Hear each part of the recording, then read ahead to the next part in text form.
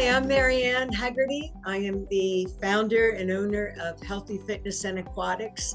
And our second episode of my podcast, Unbreakable Spirits, Stories of Strength and Resilience. Today, I have Bill Rose with me here, who is an unbreakable spirit and an incredible person through the years of dealing with building strength and resilience. And here we are today at the beginning of the Winter Olympics too. And I just want to give you a little background about Bill before Bill tells us a lot of his journey here. He has been an unbreakable spirit in so many ways, physically, and also from the mind-body connection. He's even helped to train Olympic athletes through the years, and he has been involved with the Paralympics too, in many respects. And I feel very fortunate to be able to do this interview and share it with you, the audience, and the world at large. Bill, would you be able to share with us some of your challenges that you've had to overcome through the years? Yeah, my first challenge came when I was 5 years old, believe it or not. I was diagnosed with infantile paralysis, which is now known as polio. And my right leg did not grow as strong as my left leg. And so I was one of the two students in the school who had to wear a brace on their leg and be made fun of. So I was made fun of for a short period of time until my nurse, who I had to go see once a month, told me how to fight it. And sometimes you had to fight it physically. And her directions helped me to get stronger and have a better attitude on life. So your nurse was the pivotal person that helped you to build strength? Yeah, Nurse McNamara. This is when I was 6 years old. And we would have to go down to the hospital once a month to do new exercises and new strength. And I was feeling sorry for myself because I had a limp around. And she took me into a room, and there were 25 students my age and up who were in iron lungs. Iron lung is a cylinder where your whole body goes in and it breathes for you. Wow. So they had it really bad. They couldn't get out of the iron lung. And here I could hop around, actually hop around and play and do everything. And she basically gave me a lecture on making the best of what I had. And I was 7 years old when that happened. And I then started to work on making myself a little bit better. Wow. And you had to do exercise to do that. Yeah, she got me on a very strict exercise program where every morning before school and every night before bed, she gave me a plethora of exercises to make my legs stronger. And also she taught me a little bit about not listening to other people and making my legs stronger. And it seemed to work. So she gave you the combination of the physical, but also the mental inspiration to keep going, right, too. And also this, I guess you call self-talk. Self-talk. Talk to yourself, and to fight for things. Don't give up so easily. And I happen to live in a pretty tough neighborhood, and there were a couple of people who had problems, but the guys I grew up with, they didn't pick on me. Just when we went to the school, when other kids who came in and didn't know me started to pick on that, I developed a so-called fight back strength. And so they were in my corner. They helped out. I also had an older brother and younger sister. My older brother was very very instrumental in me getting stronger because he would probably beat me up every day. Oh.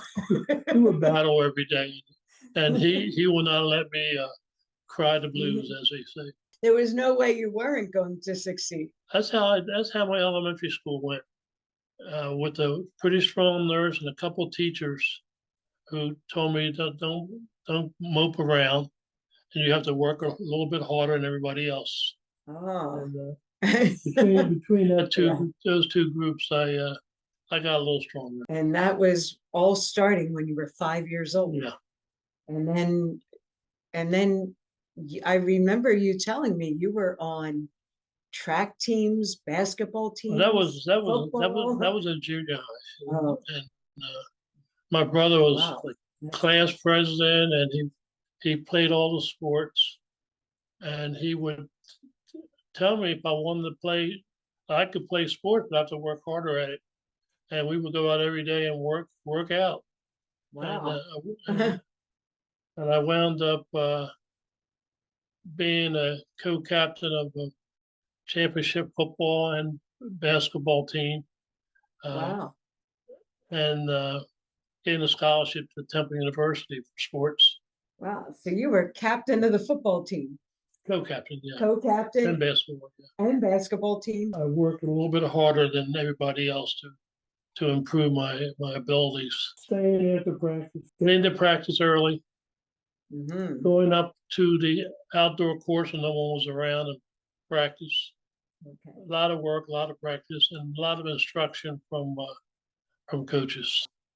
And it worked out. So you put in the extra time every day. And you were also in the band too. I got to, in elementary school, you could play an instrument. And I wanted to play the trumpet, but it cost too much money to rent. So I wound up playing the drums. And just so happened my 7th grade year, they were short of drummers in a high school band. Oh. So I got to play in the high school band in 7th grade. So I played the drums and got in the high school band and played throughout my 6 years. And you got a scholarship also for Temple, yeah. Temple. I had to play 2 sports. So I played track, and I played freshman basketball, and then I went off for the fencing team. I wanted to learn how to fence. So wow! I made the championship fencing team. You made the championship in fencing. Same principle.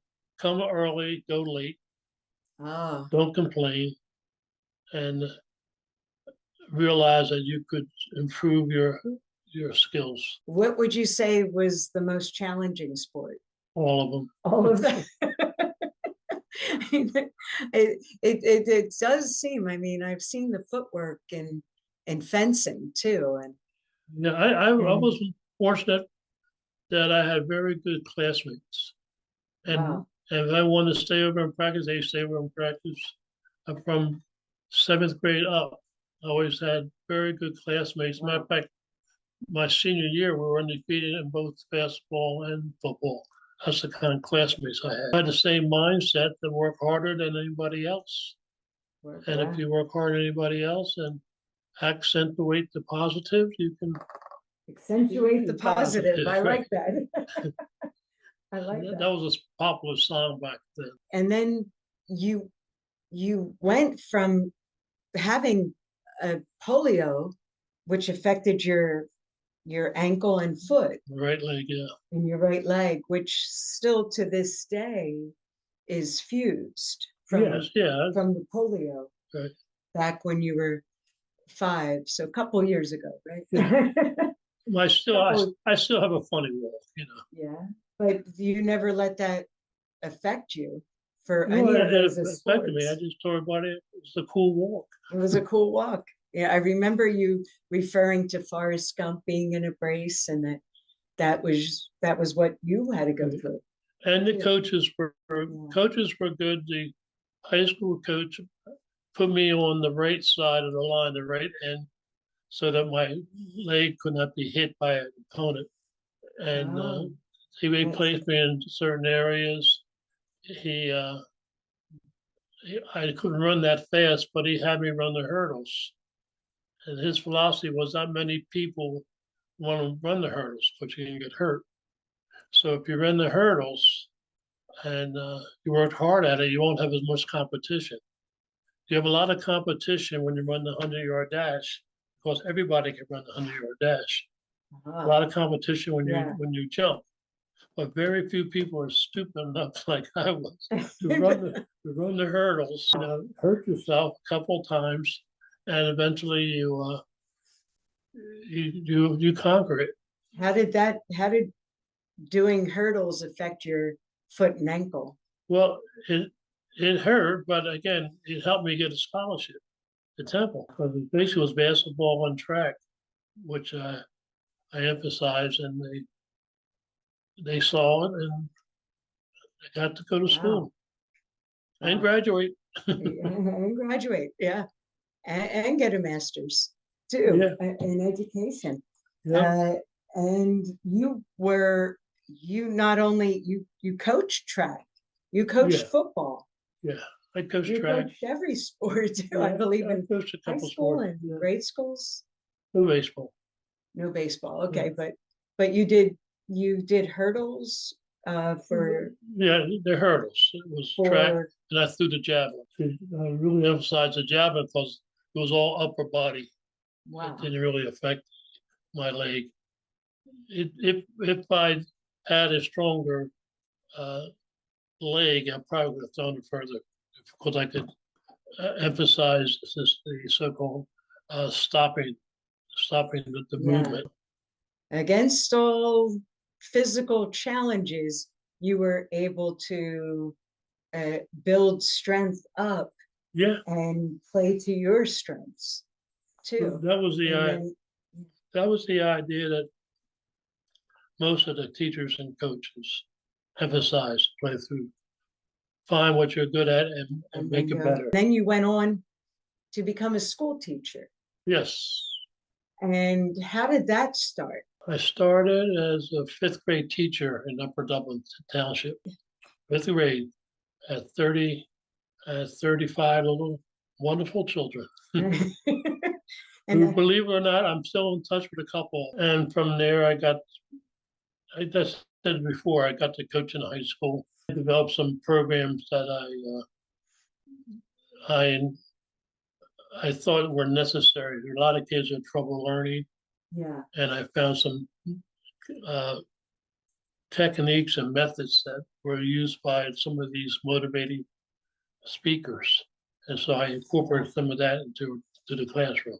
Well, you were a motivational speaker also, that when I first met you, not just a speaker, but a motivational doer in many respects, of just motivating people to go beyond what they were thinking they were capable of.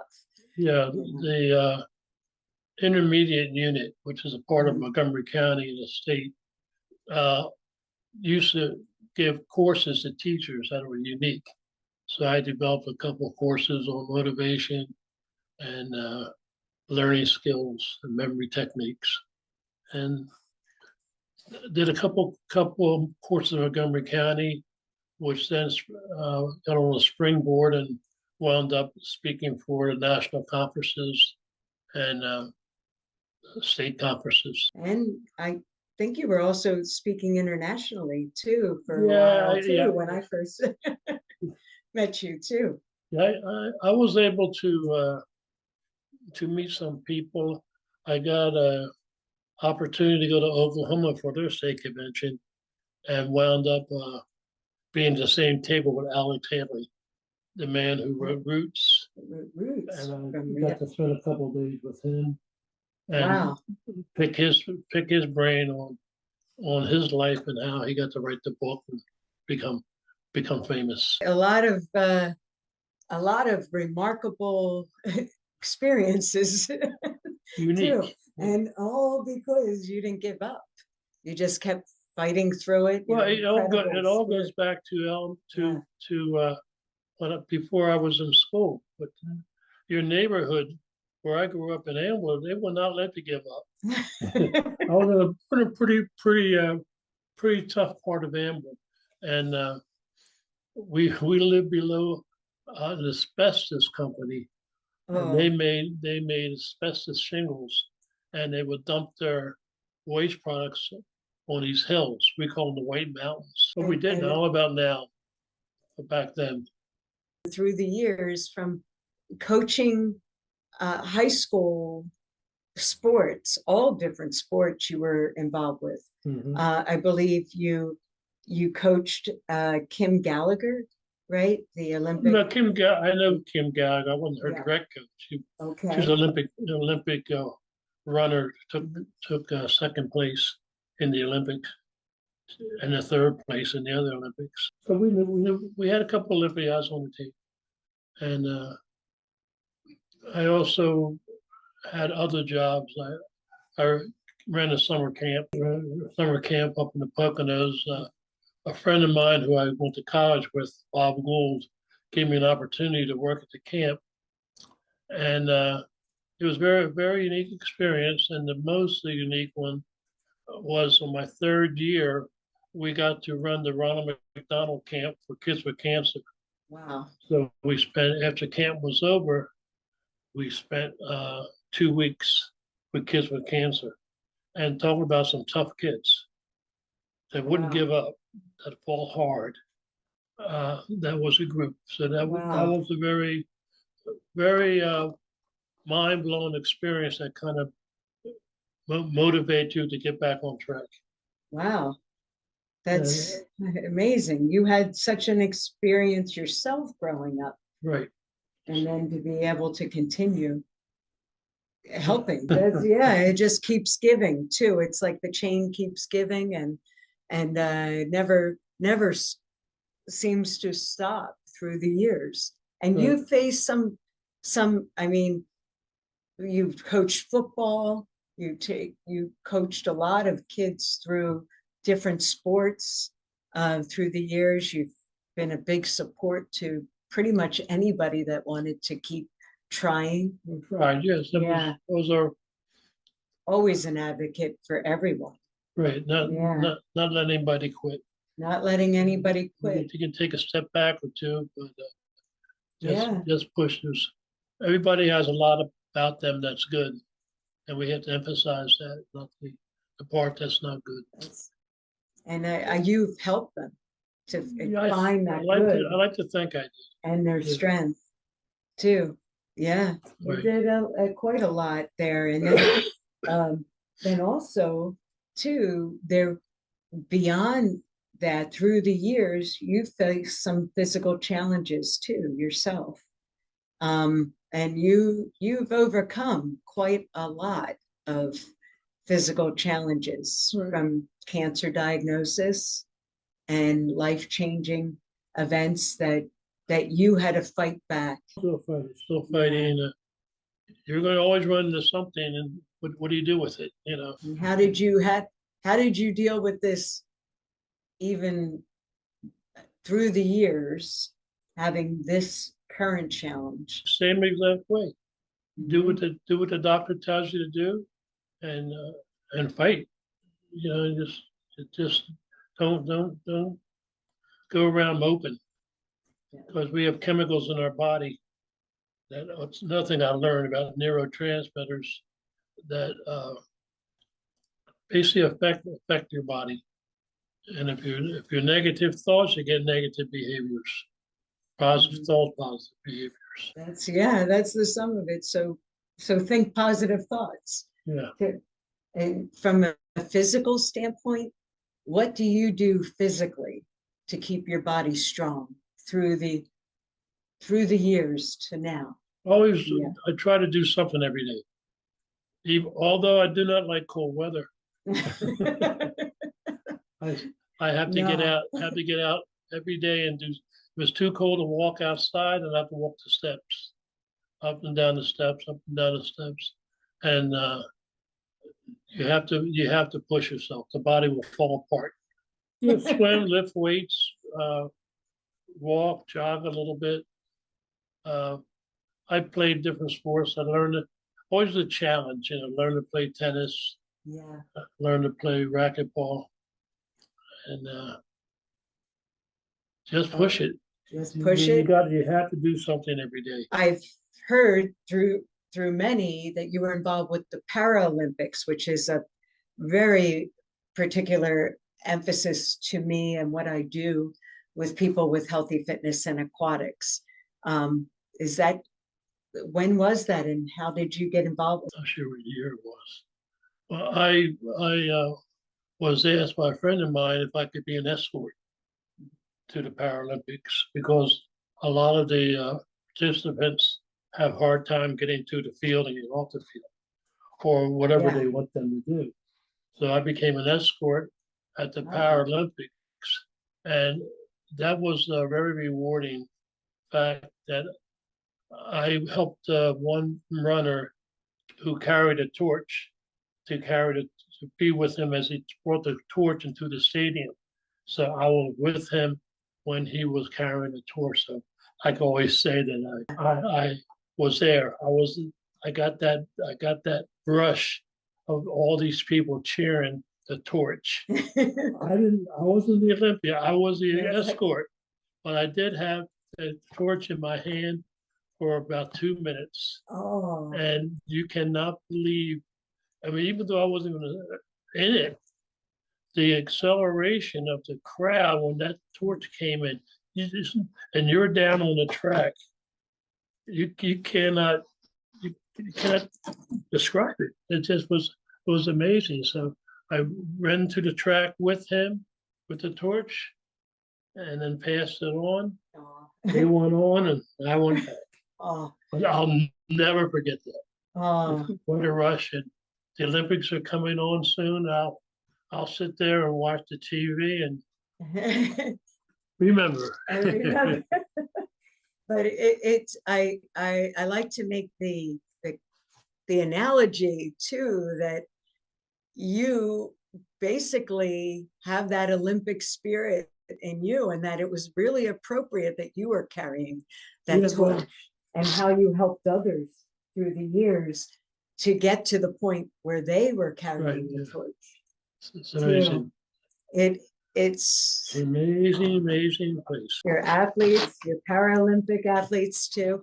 It's no matter what ability, everybody keeps trying, and that's really what you have advocated for your whole life, and have been inspiring people to do. And your legacy continues with hopefully, as we continue to help people through the years to fight the physical challenges and the mind challenges, the emotional challenges. You have to believe in yourself or have somebody get you to that point, because there's so many people want to bring you down. And that's all I can say about that. And that's all you have to say about that. Well, that's really, that really puts it in a nutshell though, too. It's like, you can't let people tell you can't do something and believe that's your reality. And you'll find out there's certain things you can't do. You live and learn, right? You live and learn. No matter what. That leg is not gonna get stronger. Yeah, it was like at a time where polio was affecting people in all different respects too. You dealt with that, but yet you didn't let it define you, and you didn't let it. In fact, people would never have known. Well, I had the advantage of having polio, because if I didn't have it, I probably wouldn't have worked as hard. Oh. If I didn't have the ailment, I probably wouldn't have stayed after school or came early or pushed it. So there's two ways of looking at it. So it was a blessing in disguise. What advice would you give to everyone, all of our listeners, the audience out there? What advice would you give? Keep pushing. Don't let anybody tell you what you can't do, because they don't know you. No one knows. You don't know me. So I had one bad leg. The rest of my body was all right. So it's fine. Yeah. So I never gave in to the fact that I had a limp, and I could run, but not as fast. But when I caught you, you paid for it. It's like, yeah, you were like, yeah, I had to work hard to get to that point, Right. right? Well, your nurse, going back to Nurse McNamara, Never at forget. 5 years old, Never. I had her for 2 years. I'll never Yeah. forget her. she gave you exercises. Yeah. And And those exercises stuck with you. yep. I remember you were showing me some of those exercises. Yeah, we that would she did. we would go hop on a train and go to Philadelphia with my mother, Oh, and I would go in these rooms where I see people in bad shape, and I walked in like I was a star. Only got one bad leg. The rest of me was fine. so you worked on that bad leg and you tried to make that Make bad it leg. better. Hey, Make if it you better. could run hurdles with the polio, post Yeah, polio I now, ran hurdles. yeah. Not as good I could have been probably, but it's better than if I didn't run. What advice? I mean, you've told us to keep pushing it, to keep going. What advice would you like to give to people as far as keeping mentally aware and emotionally Listen, fit? don't also? listen to yourself. Listen to yourself. Don't listen to other people. You can listen, you can hear them, but don't take it to heart. They don't know you. They don't know what you're capable of. Watch your diet. Don't put a lot of sugar and salt and stuff into your diet. You're a powerful machine. You have to treat it right. You don't put water in your gas tank. I would see people smoking and drinking. Well, why would you want to destroy what you have? You got everything. So why do you want to destroy it? Yeah, I couldn't afford to destroy it. yeah, I had to use everything I could. that's good. And back then you had programs with cereal commercials, and I believed them. Eat my Wheaties. They were always an Olympic athlete on there Yeah. too. Well, that's great advice too, and everything. Eat right, and feed your body, feed your mind with good positive thoughts.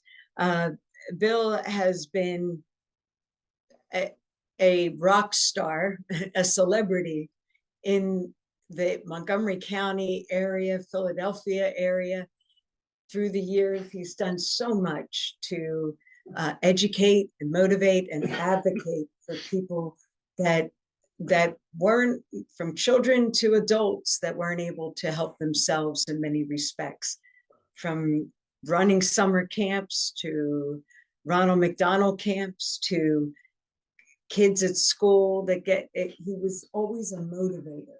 He's a motivator in many respects to everyone that he meets through the years. And as an unbreakable spirit, as someone that gives strength and the spirit of resilience through his actions through the years, it's also important to learn from what he has given us too. So, Bill, if there's any thoughts that you can leave everybody with as far as being able to continue the legacy. Never stop learning. Never stop learning. Every day someone discovers something new. There's always something in some magazine that might help you be better. So take a course, read a book, listen to programs, but never stop learning, because a lot of things that I did is because I picked it up somewhere. Someone told me, or I read it in a book. So there's all kinds of stuff coming down the road. So don't stop learning. Try it. If it works, fine. If not, move on. Move on and keep moving. Keep on moving. Keep on moving. You heard it here on this podcast, Unbreakable Spirits with Bill Rose, Mr. Rose to many through the years. And I just want to say thank you for being here. A big shout out to everyone watching. Please like and subscribe to our podcast for healthy fitness and aquatics. This is Marianne Haggerty signing off with Bill Rose, our celebrity here and motivator and advocate for all.